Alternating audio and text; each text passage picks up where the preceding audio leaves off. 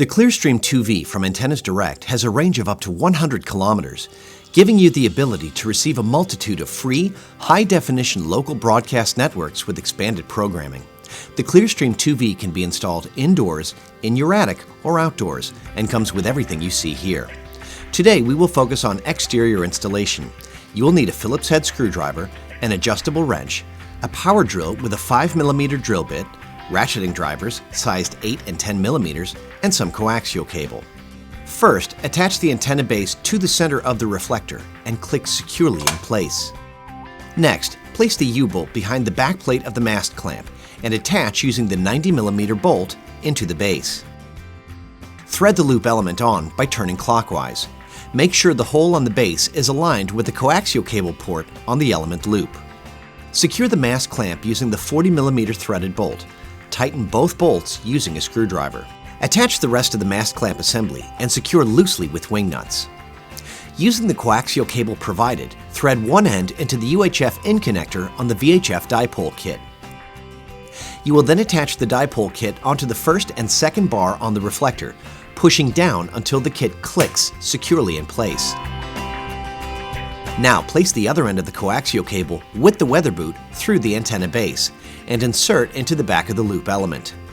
Once connected, slide the weather boot over the connection. Now it's time to assemble the J-mount mast. Attach the J-mount mast to the mount base using the hex bolts and nuts. Before installing the antenna outdoors, it is important to test the antenna in a location that offers the clearest possible view in the direction of the broadcast towers, avoiding placement around tall trees and buildings. Connect one end of your own coaxial cable into the UHF VHF out connector on the dipole kit and the other end into your television. Position your antenna so that it's facing the broadcast towers. Then, on your television, make sure that your input is set to antenna or air, and then scan for channels. If you are not receiving signals for the available channels, you may need to reposition your antenna and rescan. Mark the mast base position on your desired surface. Then, drill a hole 40mm deep with a 5mm drill bit for each mounting bolt. Next, place the sealing pads over each drill hole. Push an indentation into each of the sealing pads so that you can see where you drilled the holes. Then, place the base on top of the sealing pads and use a ratchet or drill to tighten the bolts. Before installing your antenna, make sure that the mast is adjusted so that it's vertical. Slide the antenna over the top of the mast and tighten loosely into place. Raise the dipoles and place the mount base end cap on the J-mount mast. Turn your antenna in the direction which resulted in the most channels during your test scan.